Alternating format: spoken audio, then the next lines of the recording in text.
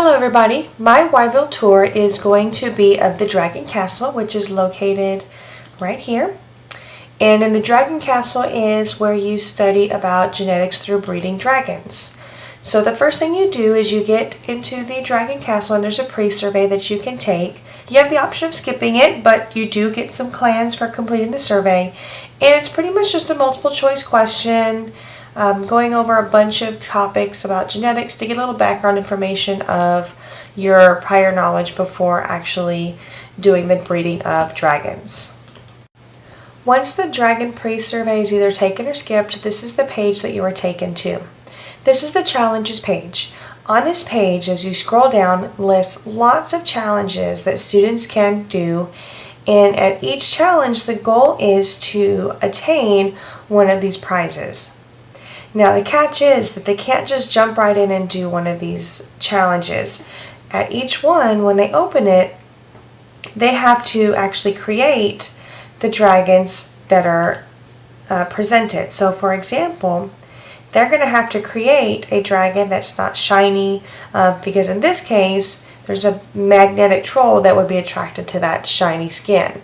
So they're going to have to go to different places to crossbreed dragons in order to create the desired characteristics in order to achieve this challenge. So this is a very difficult concept for students to be able to get if they have no background in genetics. So I recommend that students start out in the labs, and in the labs there's 19 different practice labs. In these labs it goes over a lot of the vocabulary and different definitions that the students are going to need that have to do with genetics, such as traits, alleles, inheritance, dominant, recessive, and each one of these progressively as you go down challenges students and teaches students different mechanisms of genetics. So this first one is going to talk about alleles and how alleles show these traits, and as they go down, the further they go, they're going to start crossbreeding or having to specifically choose traits that each parent would have in order to get the desired outcome of traits in their offspring. Once they've gone through all of those trainings, then they can actually do these 2 dragon certifications. And I've done one already, so I'll go ahead and show you this one. So this is after, of course, they have a pretty comfortable and confident feeling about the characteristics of genetics and how genetics actually works. Okay, so on this certification, you are trying to figure out the genotype of the father dragon here. So this is where students are demonstrating that they have a pretty solid knowledge of genetics and genetic inheritance. I'm going to go ahead and close this window. Okay, and so you are looking at the mother dragon and the father dragon here. The mother's genotypes are given, the father's are not.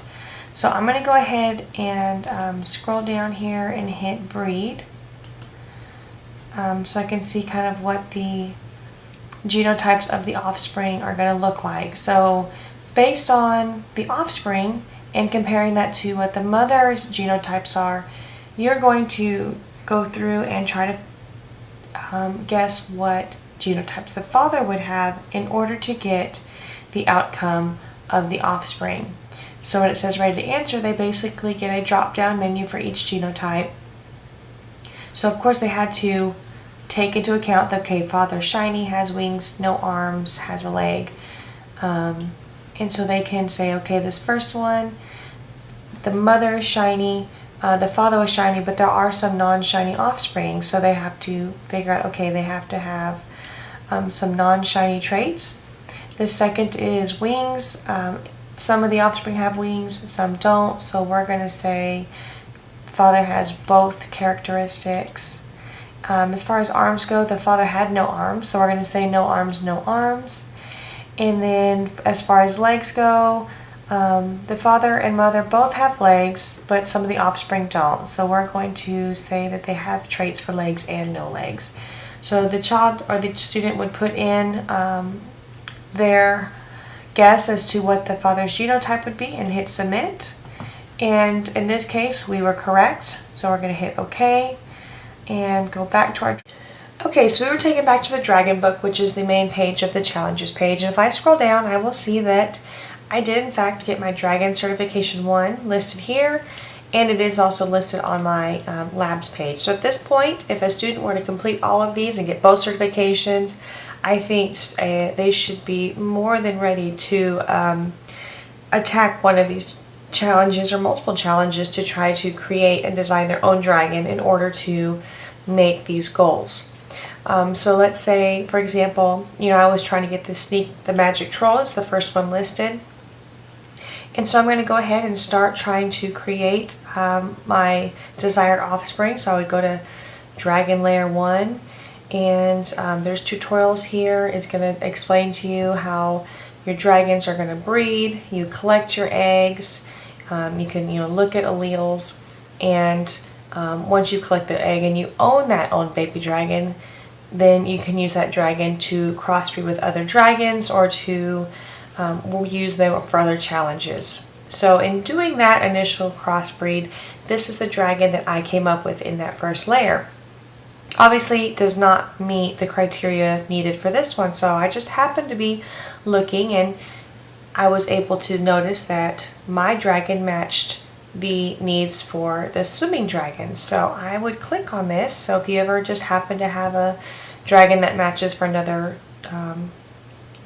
challenge, you get to do that one. So basically, once you have a dragon that matches the criteria, you would click the link to go to where the challenge would be located. And this one happens to be at Lake Whyville. So I'm going to click and I'm going to summon my dragon, and there's my dragon, and then I will tell my dragon to fetch, and so my dragon's going to swim down and try to fetch the reward for my specific challenge. And he brought up a crown for me, and so the goal for this one is to eventually get the golden crown. And so you can, as many times as you want, keep getting your dragon to fetch the tool or the challenge every time, multiple times, and in hopes that eventually you would get the golden crown or the golden reward. So in this case I didn't, but it's pretty fun. It's going to be challenging. Students are going to be learning a whole lot for this, using this tool. This is a great tool for any class that studies genetics. I would say, at 7th grade, I know they study some basic genetics in 7th grade, and this could be a really good introduction doing some of these, but this would be most beneficial to a biology level student that has a whole unit on genetics. They talk about chromosomes and how alleles are on chromosomes and how inheritance happens from one parent, and I guess from both parents on to their offspring. So this is probably the classroom that would be most beneficial for would be a biology type classroom. I hope this was helpful and educational and a great explanation on how to use this Whyville location in order to benefit the biology student. Thank you.